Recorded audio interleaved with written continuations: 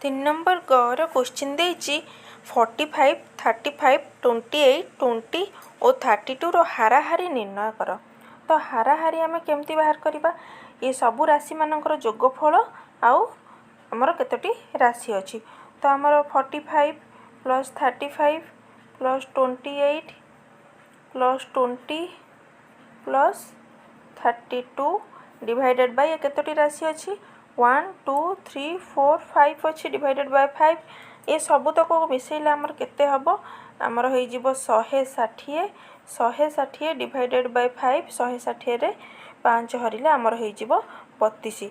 तो आर हाराहारी केते होई जिवो 32 हबो।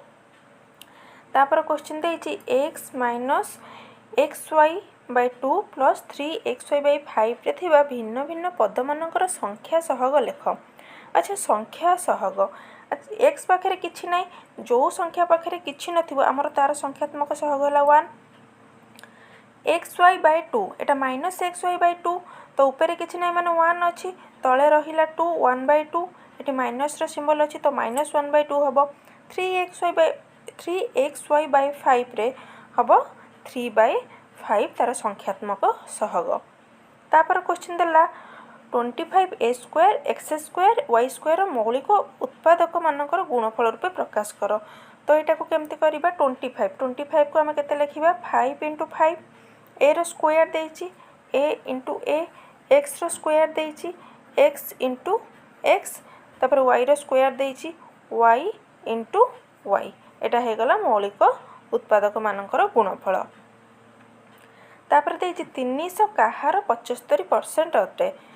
तो 300 धरा जाओ 300 होची x रो 75% x रो 75% परसेंटेज हटिले हमर केते हो जिवो 100 हो जिवो परसेंट हैला हमर केते 300 एठी ताले x हमर केमती बाहर करिबा ये 100 एठी हरा हेची माने एपट को आसले गुणा हे जिवो 300 गुणन 100 ये 75 एठी कोन गुणा हेची तो तळे एटा कोन करिबा हरि दबा 25 30 75 25 4 100 3 रे कटि गला हे गला 100 तो 100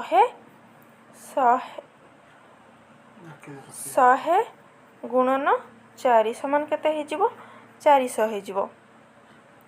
तापर देला y बाय 3 इक्वल टू 10 को समाधान कर y by 3 equal to 10 implies y समान 10 एठी 3 टा हरा हेची एठी गुणा हे जिवो 10 3 हे जिवो केते 30। तापर देछि 5 और 5% मध्य रे अंतर केते तो 5% हैला केते 5/100 तो एटा केते हे जिवो 0.05 तो 5 माइनस 0.05 इक्वल टू केते हे जिवो 4.95। तापर देला 11 और 121 रो अनुपात 11 अनुपात 121 11 के 11 11 रे 11 गुणिले हे जिवो 121। तापर देला -12 हरण 4 हरण 2 केते तो आमे आको केमती लिखिबा -12 एठी हरण जागा रे गुणन दे देबा आको उल्टे देबा 1/4 * 1/2 आको बे समाधान करबा 4 3 12 केते हे गला -3/2।